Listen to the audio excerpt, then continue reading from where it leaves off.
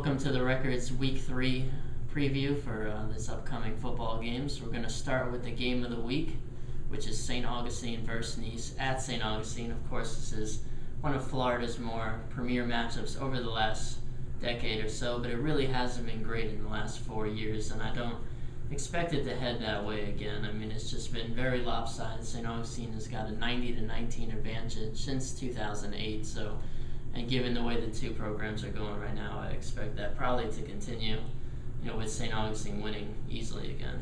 Yeah, St. Augustine's had a couple wins now against pretty solid teams, and Nice just isn't in a position yet to really get back to those teams in the kind of post-Tebow days where they could threaten St. Augustine. So I expect another pretty lopsided win for the Yellow Jackets coming up tomorrow, or tonight, I guess. Yeah, tonight.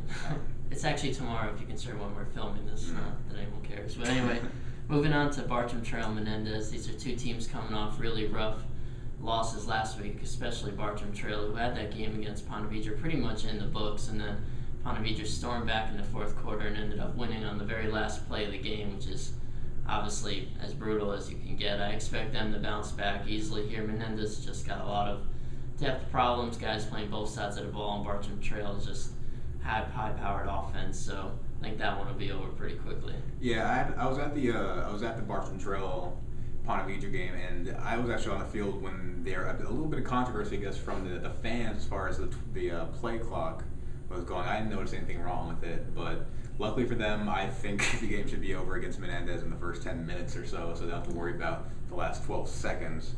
And with the way that Coach Sutherland teaches his kids, he's not going to let that linger on from week to week. He's going to correct it and move on, and I expect them to get right back on track.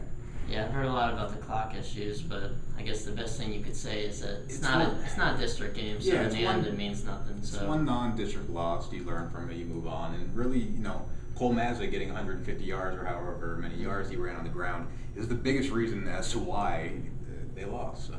Right, and at least next year it'll probably be more exciting exactly. too. So. Revenge. The third game of the week that we're going to look at is Creekside, which is hosting Providence. The Knights are off to an 0-2 start.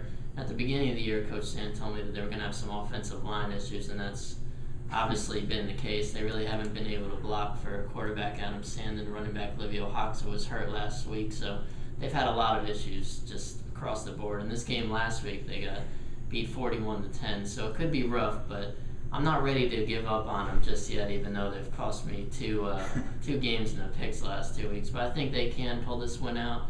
It's just going to take a collection of things happening all at once. Yeah, I just think with the unknown stats of Livio Hoxa, whether he plays or not, even if he does come out and suit up, he's not going to be 100%. And like I said, the offensive line has been a problem this year. Defensive line, they're just thin at both positions, so you can't really expect them to get over the hump against a team that handled them pretty well last year.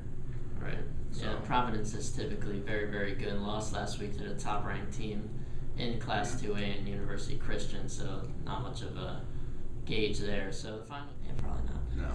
All right, well, that's all we got for you next week. So check in and follow us on Twitter and Facebook as we update all the games from tonight's action.